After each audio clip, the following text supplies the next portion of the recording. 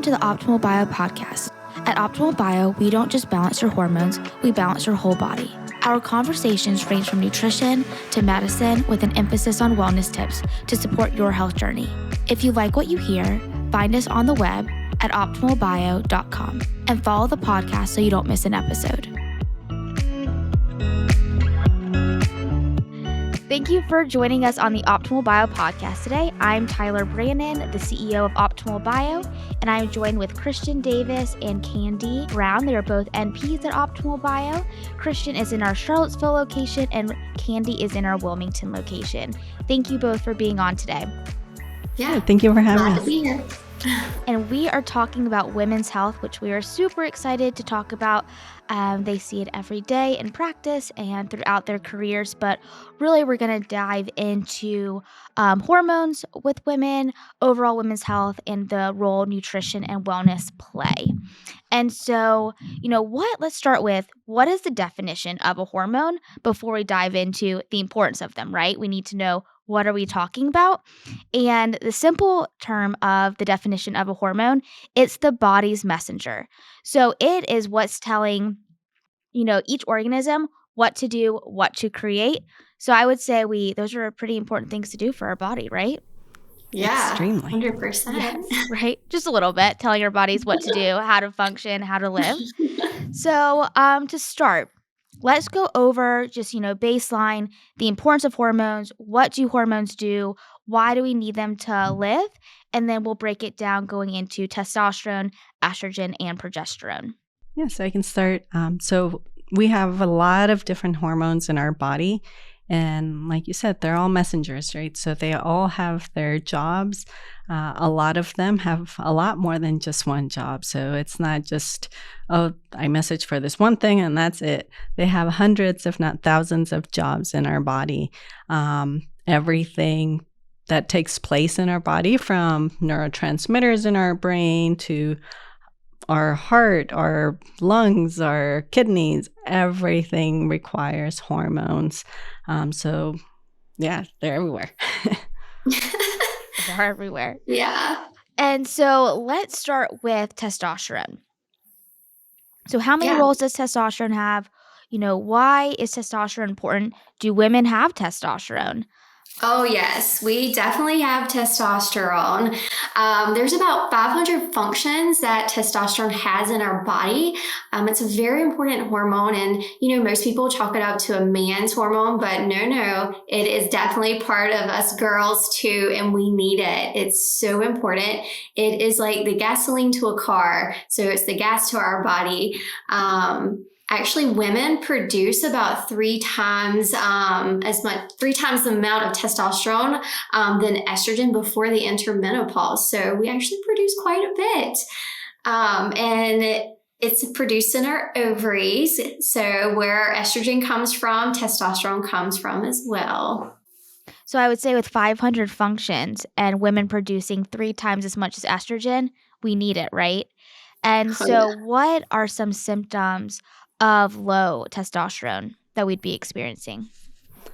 So for low testosterone, a lot of them are the same in both men and women, just from decreased energy, brain fog, depression, anxiety, low libido, dry skin, dry eyes,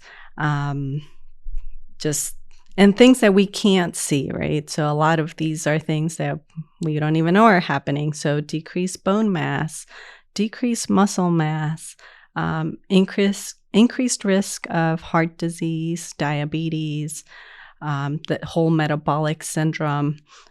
So lots of things in our body, increased fat tissue, all of those. And when we say low testosterone, what does that mean? Yeah, so that goes back to the lab ranges. 40, 50 years ago, our lab ranges were much different than they are today. So for example, for a female, when our grandparents or great grandparents were, out working out in the fields or, exercise and enjoying life. Their range or her range was 90 to around 300. And today they'll say a female is normal between 4 to 51. That's a huge difference. And so every so many years, our labs are being adjusted based on our population. Well, if our population's getting sicker and we're masking all of these chronic conditions with, an antidepressant, for example, then we're at this point comparing a sick person to a sick person and not keeping those healthy ranges that we had 40 or 50 years ago when our food was healthier, our environment was healthier. So that's a low testosterone. Well, today it would be normal, actually. If they say you're 4 or 5, they're going to say you're fine. However, you're not fine. 90 to 300 is the optimal range for a female. So if you're below that range, then you're low.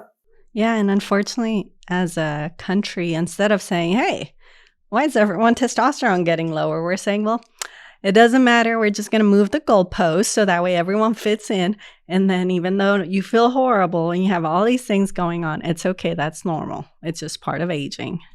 Yeah. And they're just going to say, it's normal. Here, take this to feel better, when it's like giving a Band-Aid to a wound that actually needs surgery. Right. Meanwhile, the levels are going lower, the population's getting sicker, chronic diseases are increasing, cancer's increasing, but yeah, everything's fine. That's normal. Exactly. Makes sense, right?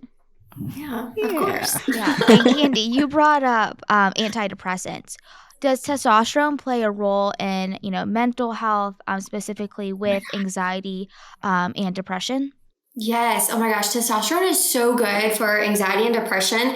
And for someone who suffers from anxiety and gets testosterone, it makes a world of difference.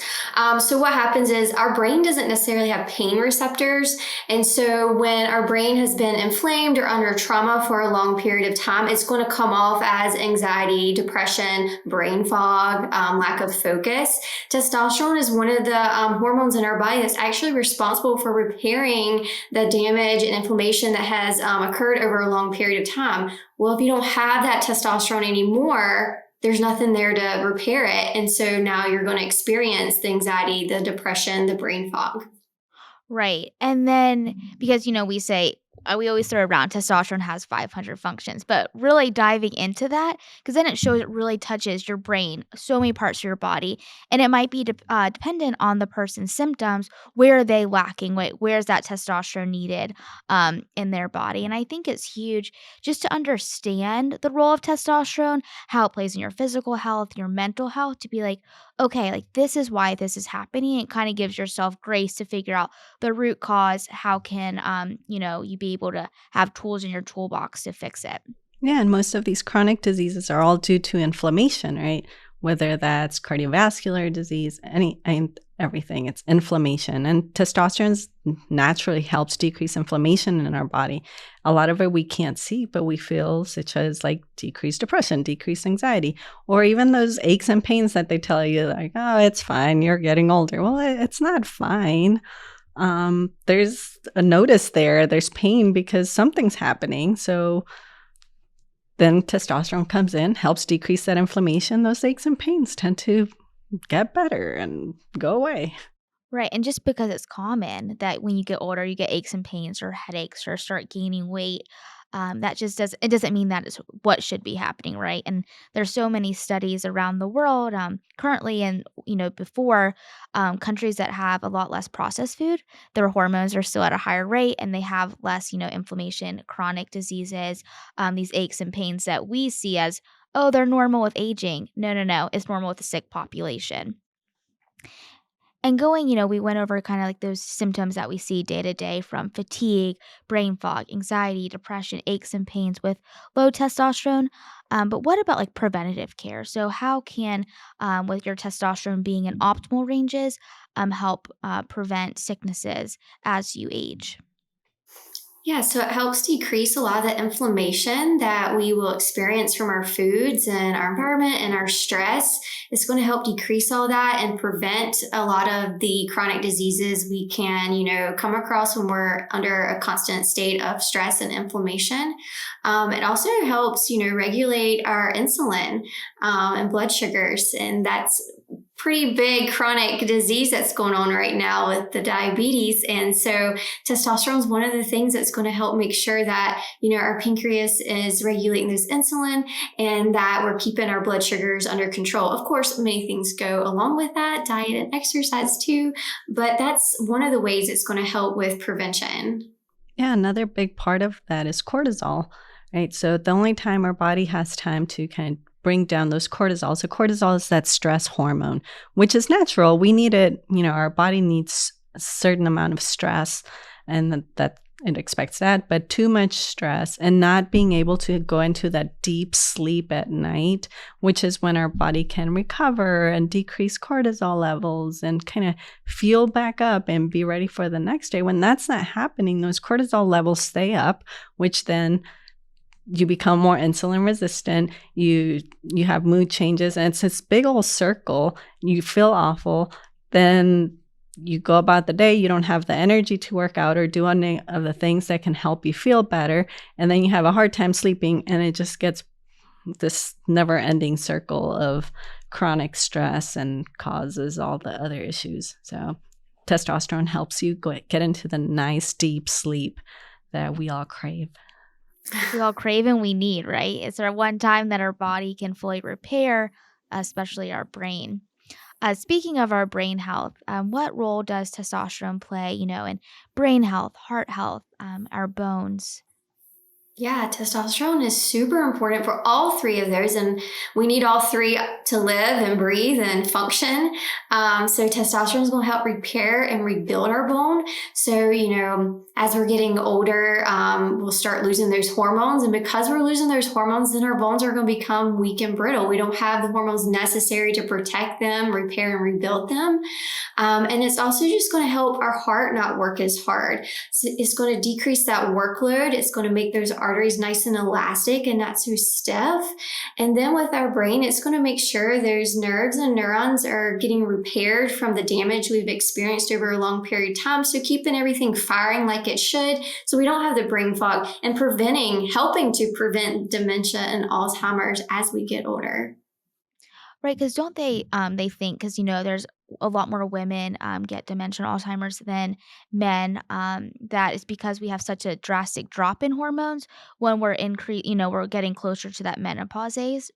Yeah, actually, the studies have shown that as you go through menopause, there's a higher incidence of stroke, cardiovascular disease, and even breast cancer at an older age compared to a younger female in her 20s or 30s. And if you look at the correlation, when we're in our 20s and 30s, we have all these hormones. We are just living life. But when we get older, we lose all those hormones. So we no longer have the hormones there to protect us. And that's why you see the higher risk and incidence of the stroke, cardiovascular disease, cancer, and even dementia and Alzheimer's. Yeah, there's a Dr. Lisa Mosconi that's doing a lot of work on this, a lot of research on this. They're doing scans of the brain and before you hit menopause, during perimenopause, and then during menopause, and seeing the changes that the hormones have, right? And then there's tons of things that show us that, hey, maybe having normal hormones is good, kind of like with multiple sclerosis. A lot of patients, when they become pregnant, which is when all your hormones are at the highest, you see the decreased flare-up of multiple sclerosis. And then afterwards, once all your hormones crash again, then those things come back. But we see the protective effects of all the hormones when they're pregnant. And so it tells us even to someone that doesn't know any different, Right? Like some hormones must be pretty important. Yeah. I think so many times hormones, no one really knows or understands them. So it's like you kind of talk about them during puberty, when you're in menopause, sometimes when you're pregnant, but still not knowing the importance of it. You two being the providers in your offices, every day you're speaking to women who have gone through so many phases of being, having kids, and they still don't even know the importance of hormones or what the hormones are doing. And I think that's why we always say education is so important, because it makes more sense. Like, oh, my progesterone is dropping this week, this is why I might get a migraine, this is why I might have more anxiety, just to like understand, like, this is what my body's going through, so it gives you a peace of mind, and as you're going through different days and different weeks. I mean, I know we can talk about testosterone for the next, 3 hours. So, moving into estrogen, people always think estrogen in women, right? But we just talked about the importance of testosterone. But as we know, testosterone, estrogen, and progesterone all play a part together, and they all work together. So, really, let's dive into the importance of testosterone, and what are the benefits of it, and what are the symptoms of low estrogen that we see day to day. Yeah, estrogen, I feel like estrogen gets a bad rap. Everybody talks about how bad estrogen is. It's not the hormone itself. Estrogen is good. It is the whole system that should get the bad rap. Because if you have a breakdown in the system, just like in your car, then of course something's going to go wrong. You can't just blame one thing for it. And estrogen is a group of hormones. You don't just have one estrogen. You have many different estrogens. And it's made in our ovaries. But as we get older, we go into menopause. In our ovaries, we run out of eggs, and so we stop producing the estrogen. Then we start having, that weaker estrogen. And so there are different types, and we can go into the different types, that we have. You have the E1, which is your estrone. You have the E2, which is your estradiol. And then you have the E3, which is the one that's more, I guess, relevant with pregnancy. But the two ones we want to focus on is the estrone and estradiol for females mostly. So I don't know if Kristen wants to elaborate on those, or if you want me to. Yeah, I can go ahead. So estradiol, or E2, that's the one that's dominant before we go through menopause, right? So the nice thing about that one is that it helps decrease, same thing, a lot of the same things that testosterone does, estrogen does. And it's all about balance, right? It's like anything else in our life. Like, we can't say, mangoes are bad. Well, they're not inherently bad. But if you're eating 30 mangoes a day, okay, yeah, it's going to be bad. Too much sugar. It's all about moderation. And that's how our hormones are. Now, one of them is inherently bad. It's about what's the level, who's the predominant one. And that's when we run issues.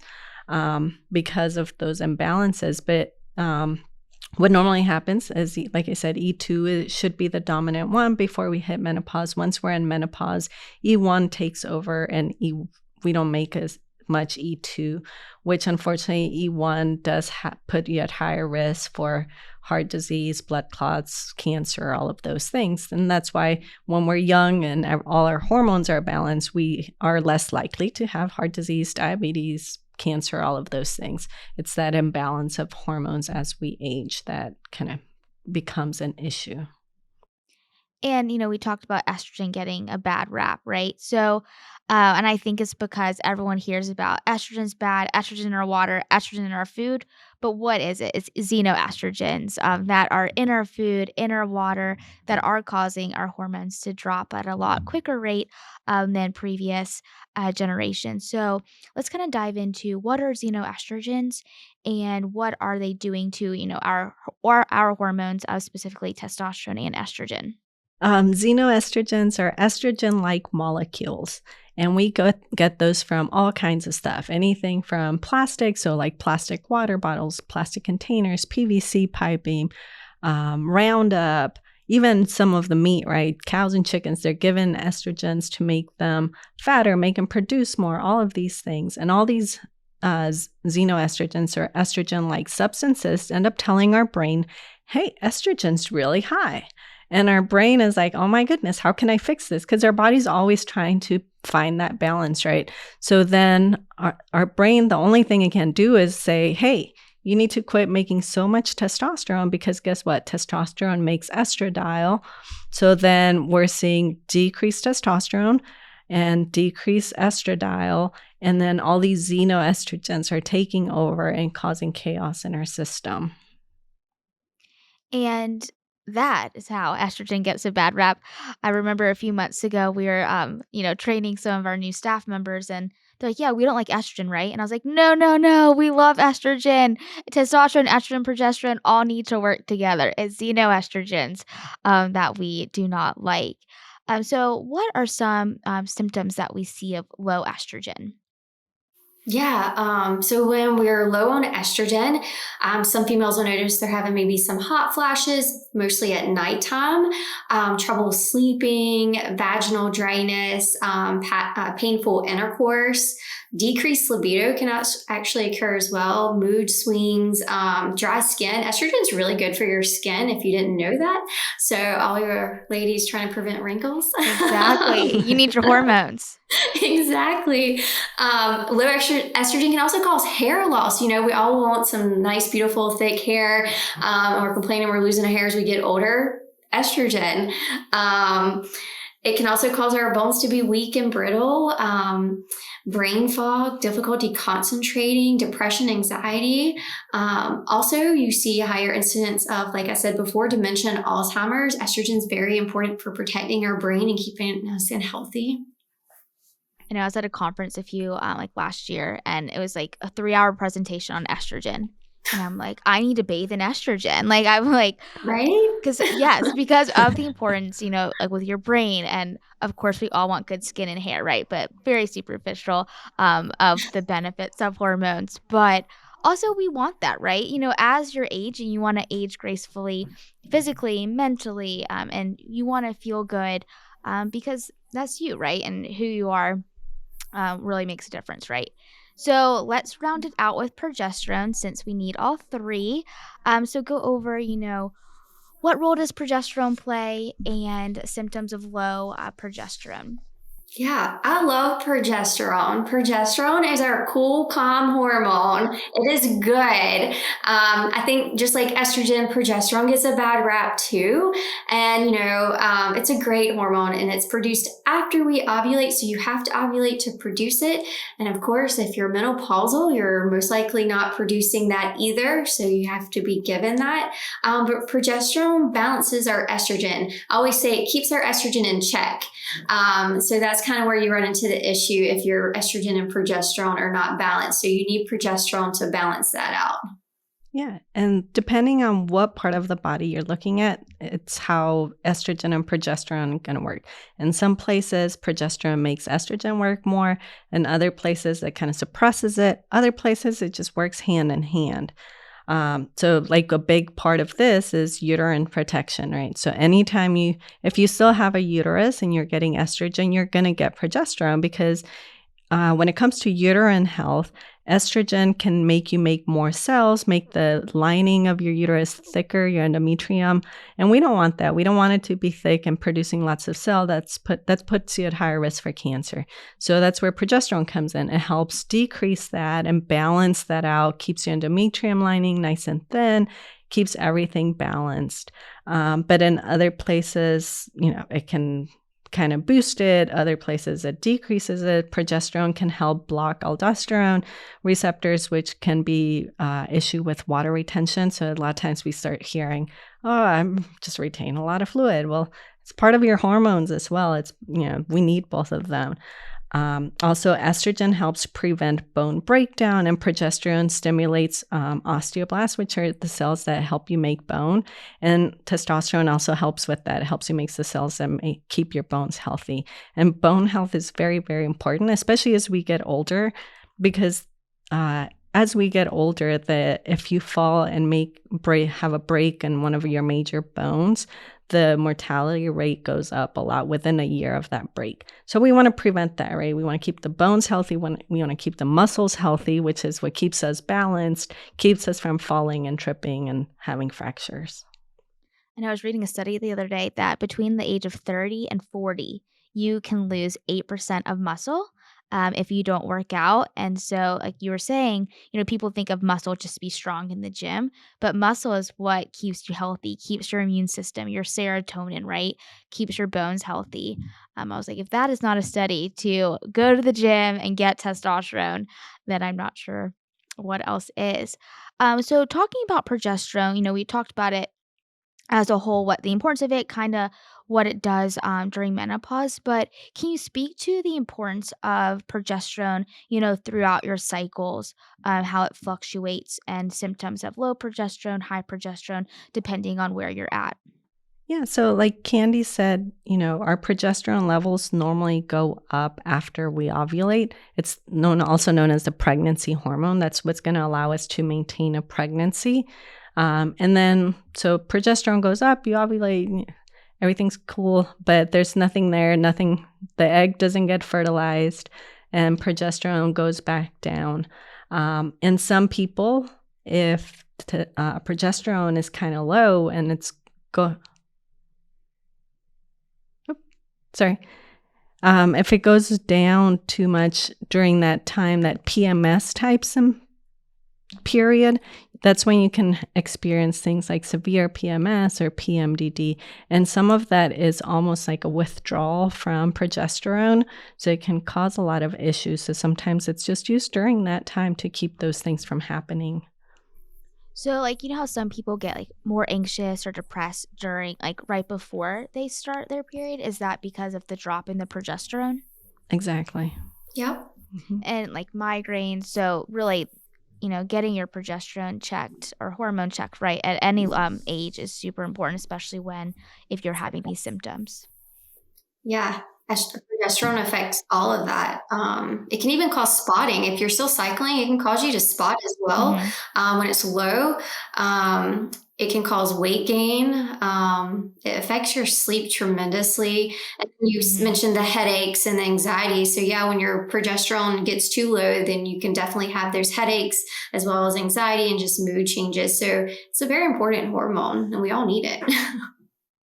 Yes, and this could be another topic, but is super important for fertility as well. We had a guest on our podcast a few months ago, and she started her own company because of progesterone and her fertility issues. And she went through IVF, the first time she had a baby, and then she's like, "Wait, like this doesn't make sense." And I'm very much simplifying it, but it was because she had low progesterone. Starting taking progesterone, and she was able to have a child naturally, which it just goes back to show the importance of of hormones, right? And getting your test and seeing where you're at and seeing how you're feeling. So, testosterone, estrogen, progesterone, super important, right? And we need them all to work together. And so, really, just, baseline, how do testosterone, estrogen, progesterone work together? And how can we tell kind of day to day if we might not have enough of one or if they're not working like they should be? Yeah, I think it goes back to how you feel. A lot of our patients, we're constantly asking them, how do you feel?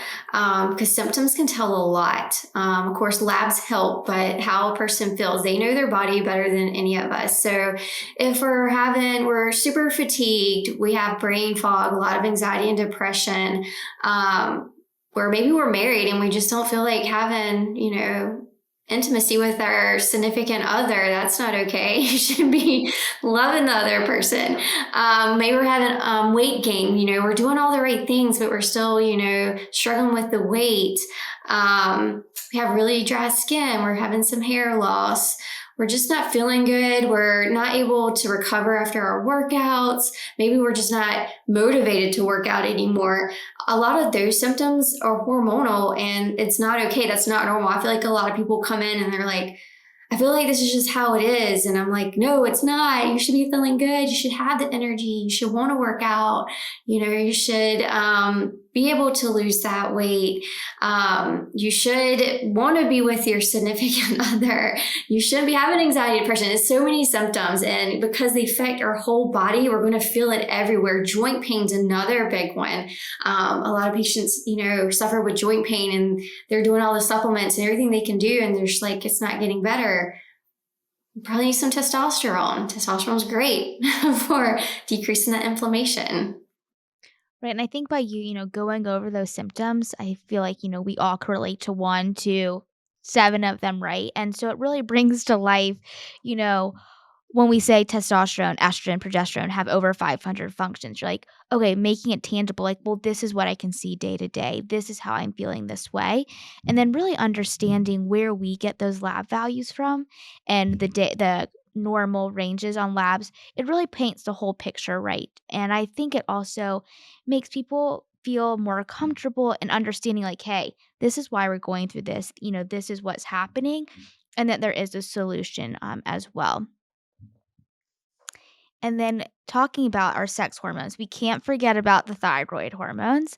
I was talking about the other day, I'm like, it's a tiny, tiny little thing, but it keeps you alive. And so people need to understand the importance of the thyroid. So, how does the thyroid interact with the testosterone, estrogen, and progesterone?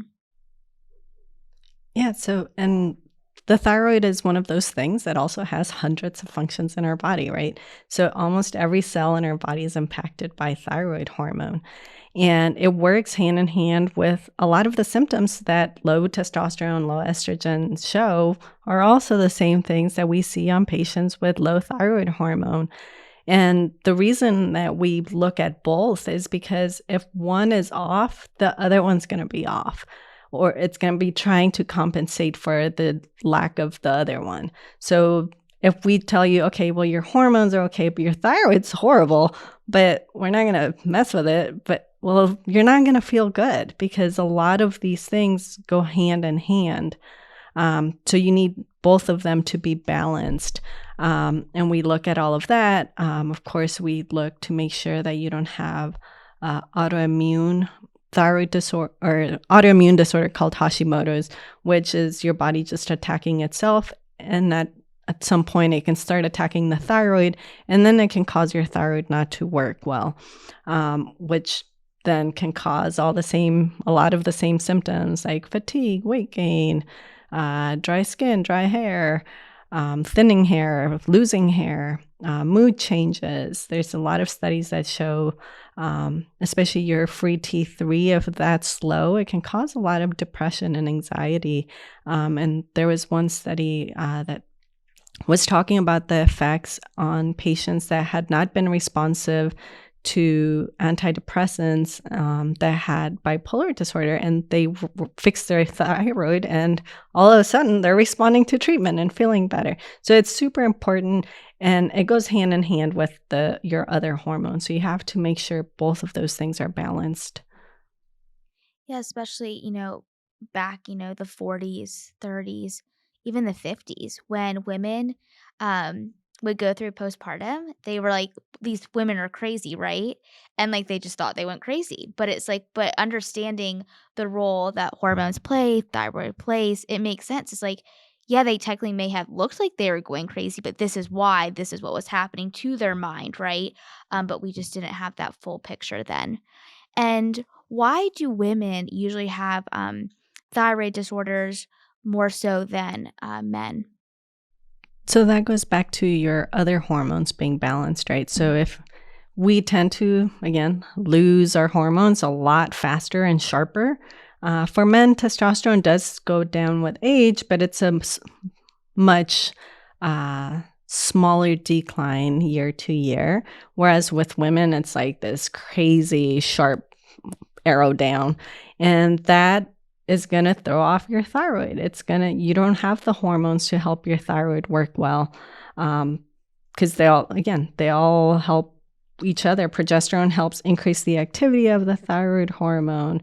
Estrogen and testosterone all help with inflammation. So if you have inflammation in your thyroid from autoimmune disorder or anything else, it's going to be working harder. And so, again, they all work hand in hand.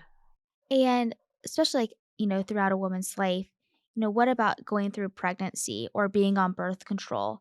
What role, does that play in your hormones overall, but then how it affects your thyroid since, we talked about earlier that when you're pregnant, your testosterone, estrogen, progesterone are the highest they're ever going to be naturally, right?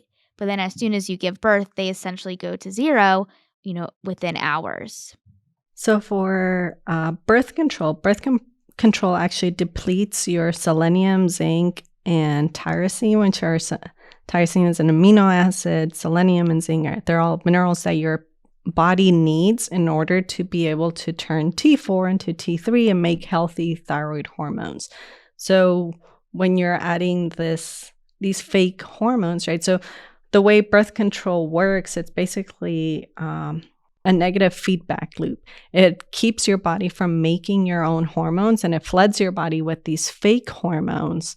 And that's how it keeps you from getting pregnant, right? Because by basically sending your hormones into the same levels that a menopausal woman would. And now you're just using fake hormones, which can cause depression, anxiety, low libido, all of the things we just talked about. And it's also going to deplete you from some nutrients that you need for your thyroid to work well, which then causes your thyroid to not work well, which then increases those symptoms. And it's this nasty little loop of just not feeling well. And then, of course, you go to your doctor and then they're like, well, you must be depressed. Here's an antidepressant, which will further make you gain weight and further lower your libido and just kind of flatten your affect. And now you're just stuck in this never ending horrible loop.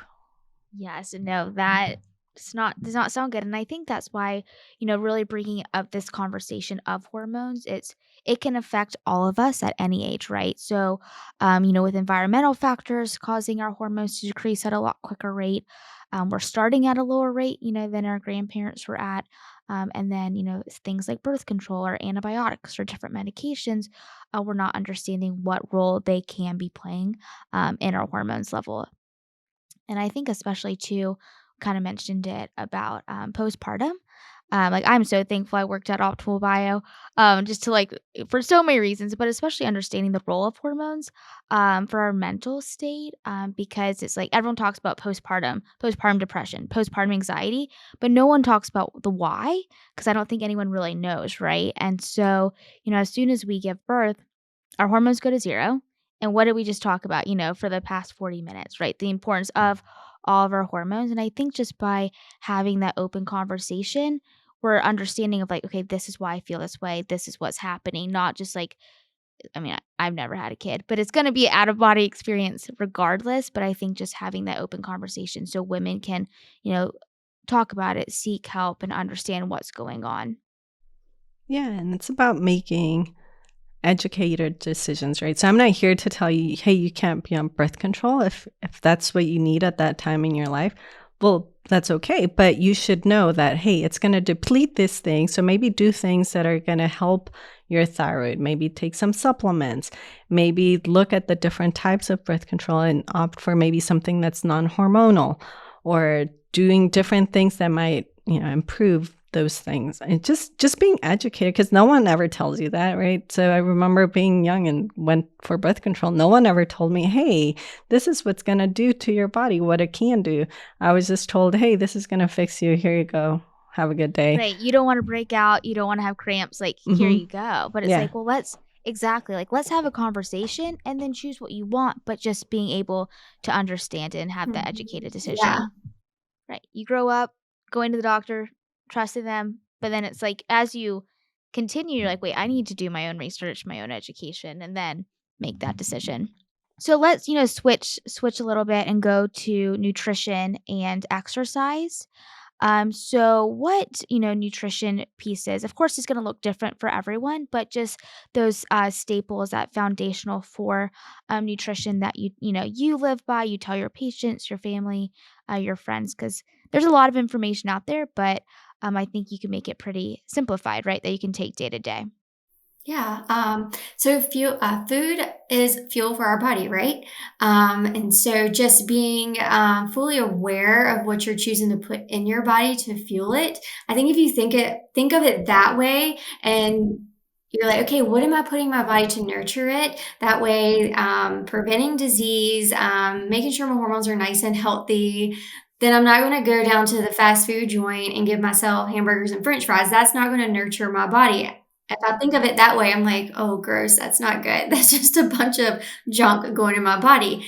I'm going to be more on the other side of getting something that's more healthy and that's going to nurture myself, the healthy vegetables and fruits and making sure I'm staying away from a lot of the processed foods. So I think of it as fuel. I want to nurture and fuel my body with the good stuff and not throw in a bunch of the processed junk that's just going to make me feel bad in like 30 minutes anyways.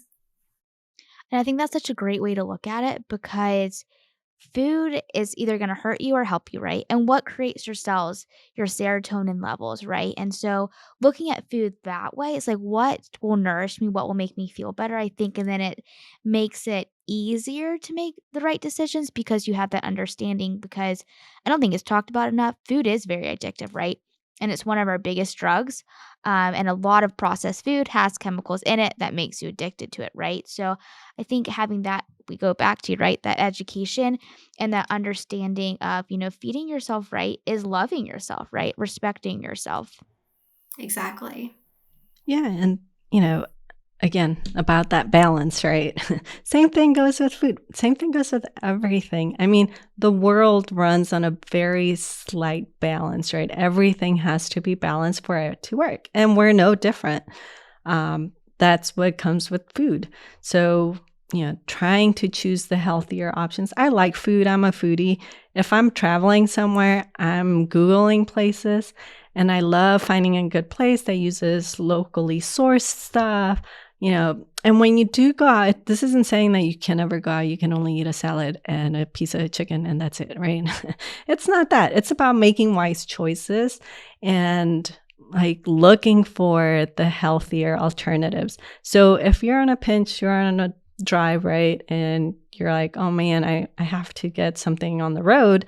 Well, okay, there's the Chick-fil-A there. What are you going to choose? This is where knowing balance comes in. Okay, maybe I should stick with maybe like their salad with grilled chicken.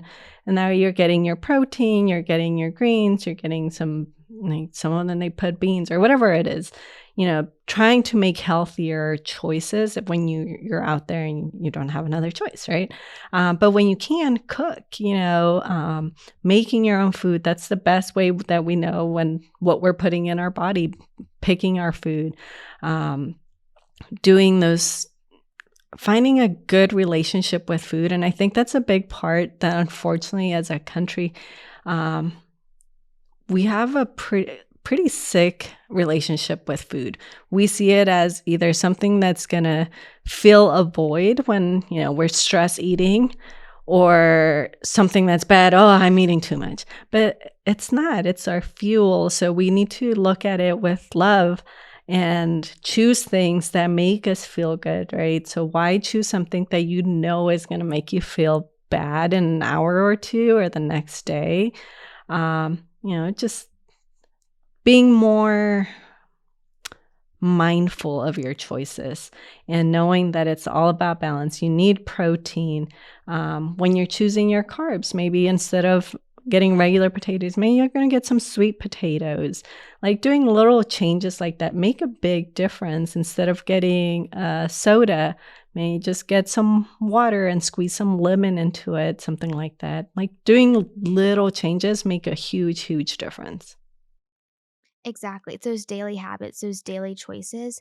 And then once you start feeling better, right? Then that's like a propelling effect to keep, choosing what makes you feel good. Because like we talked about, yes, there's like focus on, fats, proteins, those complex carbs.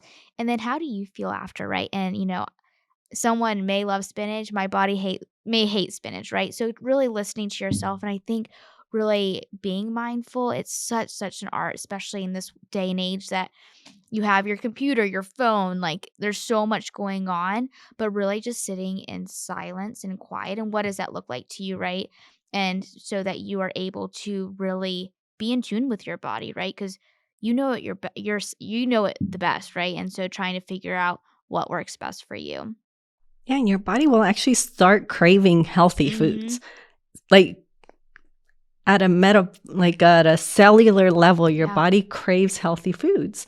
And it's always mind-boggling how much your cravings change as you move through your health journey. In the Mhm. beginning, you're craving the cake and the French fries and the greasy this or that, whatever it is, right?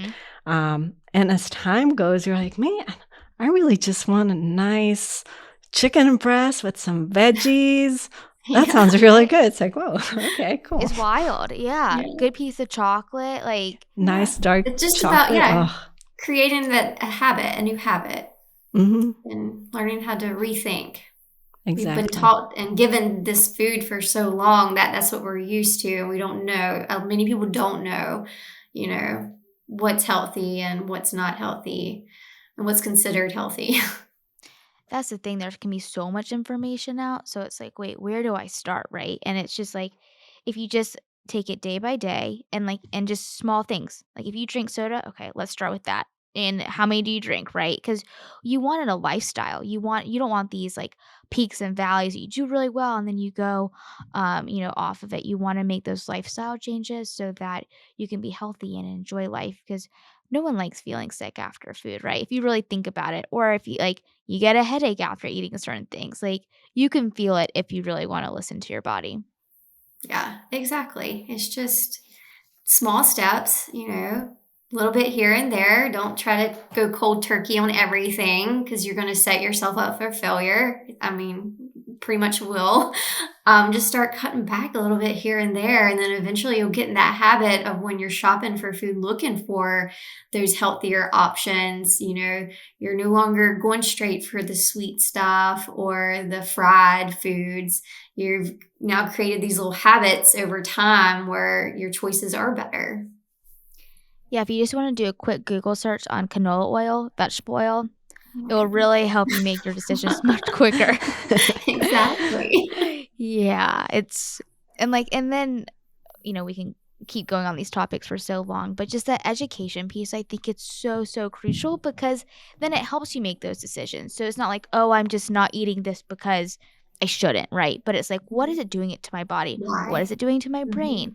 Oh, does it make me more anxious?" Like, really thinking through it, so then it helps you understand the why, right? I'm very much a why person, and I think that helps people learn, understand, and then make changes. Exactly. Exactly. Yeah, so exercise, movement. I think we can't, I'm staring out the window and looking at green grass and like nature right now. And it's like my body craves that, right? And it's just movement. Our body should crave that as well. And so, what what are your thoughts on movement and exercise, in someone's weekly schedule? We're not meant to be sedentary. We're not meant to sit still. We're humans. We are an animal. We are meant to move.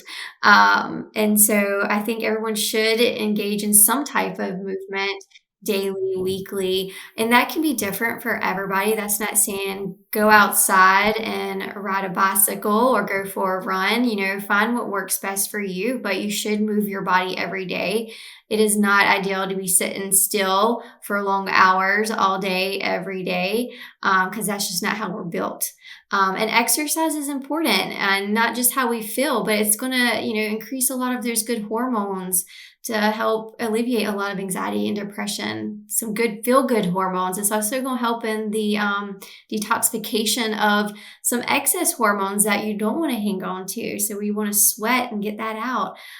It's going to kind of keep everything aligned, both physically and mentally. Right, there's so many studies that show exercise has so much more of an impact on depression than an antidepressant.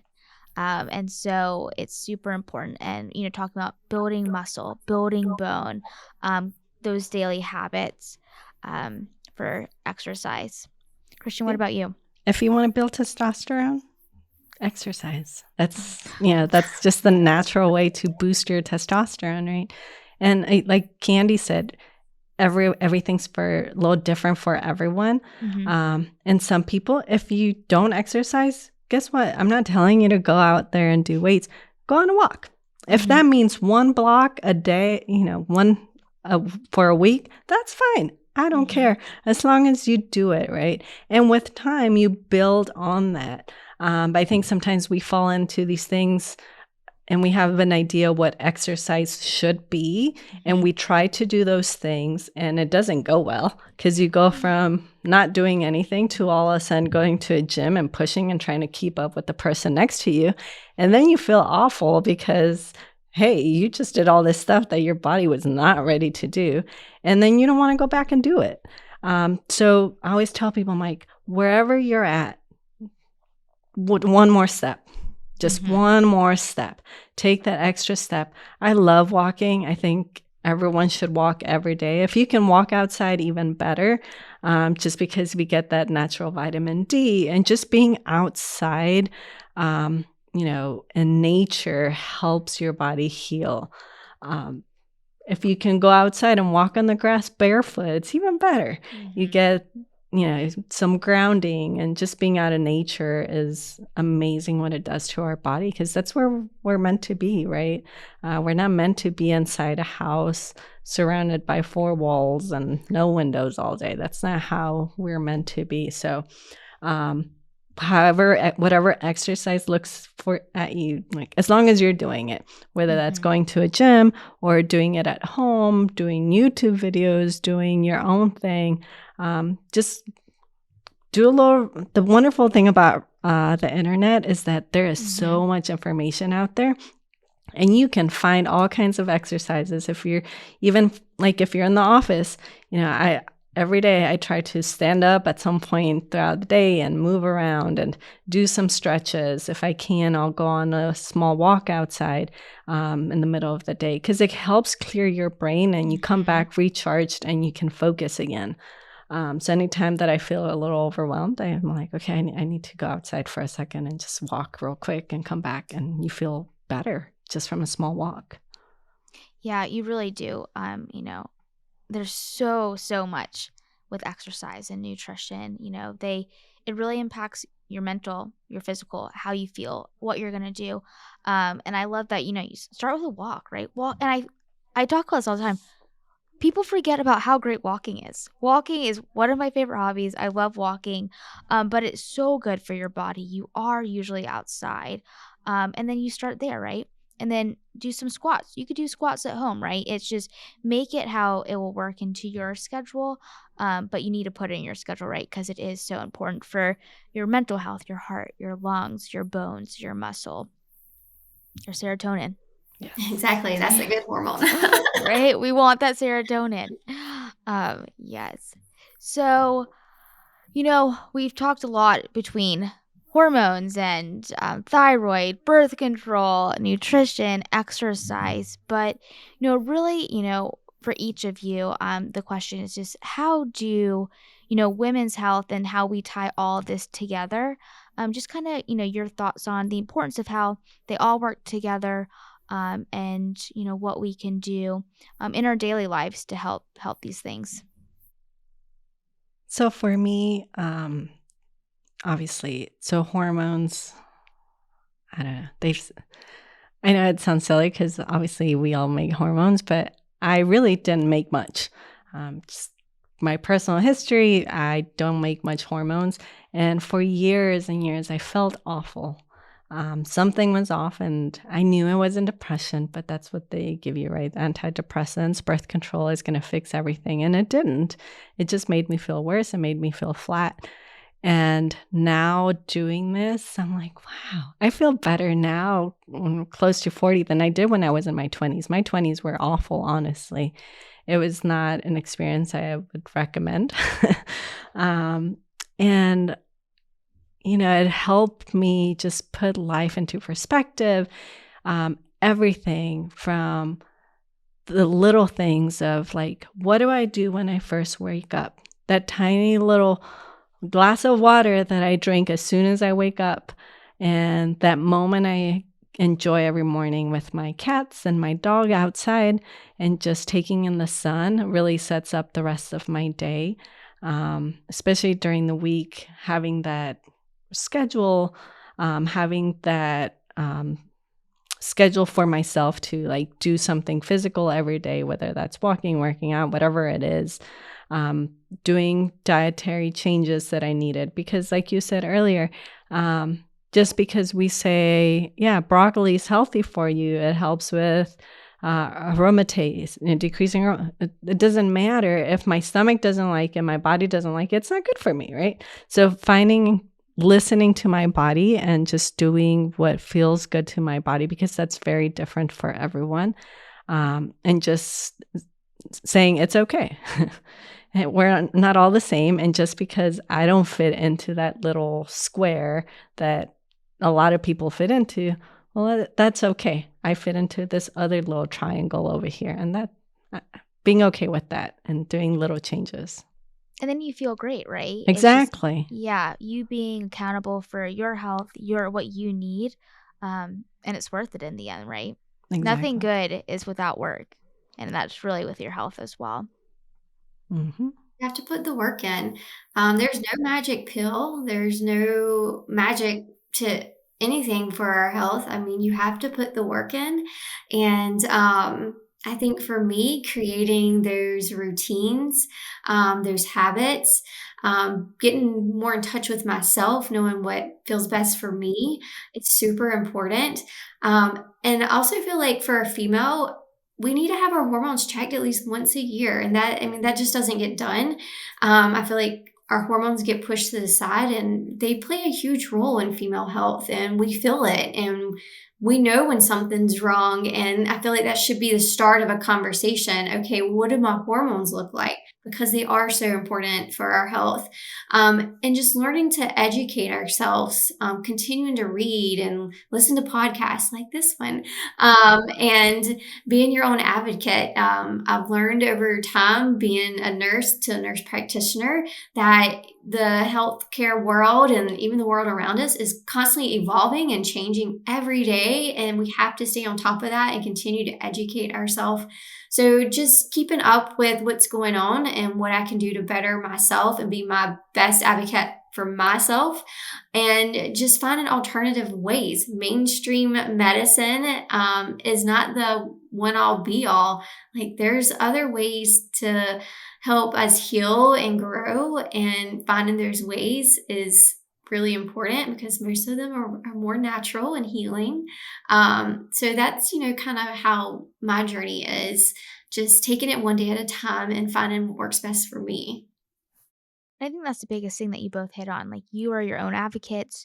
You day by day, right? You're not just gonna wake up one day and be like, everything's great, right? It's just that like finding the joy in the process and figuring it out each day, and building on that, right? All right. So what would you yeah, and what would you say are like two wellness items that are in your toolkit that are non-negotiables? Making sure I take time for myself, having me time, whether that be, I live in Wilmington, so I'm by the coast, so going to the beach is a non-negotiable. Going out there, grounding myself, and just getting back in touch with myself and nature. You'll be surprised how healing nature can be, just sitting out there and just soaking up the sunshine and the air and everything around you. That is just non-negotiable at all. The negative ions in nature are super powerful. It's incredible. Just 5 minutes, you just feel so much calmer. Exactly. For me, it's walking. I do have a little dog that I have to walk every day, but it just makes such a big difference. That early morning walk, and I love the moon. I love the sun, but I love sunrises and sunsets and the moon, like all of those things. Just I feel so energized when just get to see it. So my walks throughout the day I have to. It feels so good. I love it. I like every night I try to see the sunset. Depending, it doesn't matter time of year where I'm at, because it's right. It's gonna happen every day, no matter if it's good day, bad day, and it really just shows like the power of nature, right? And we're part of it, which is pretty incredible. Thank you both so much for being on the podcast. We could talk about health, women's health, for much longer. I have many other questions I wanted to ask, so we'll have to get back on here. But thank you for being on today. Thank you for having us. Yeah, thanks for having us.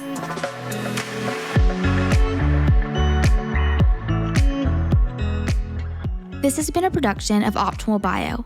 Optimal Bio is CEO Tyler Brannon, podcast host and partner Jim Baker, medical director Greg Brannon, production assistance by Core Media, Beth Grabencourt, administrator, Kevin Duthu, executive producer. The podcast can be found on our website, optimalbio.com, on Apple Podcasts and Spotify. Our theme song is Sunwave by Paradiso, provided by Epidemic Sound.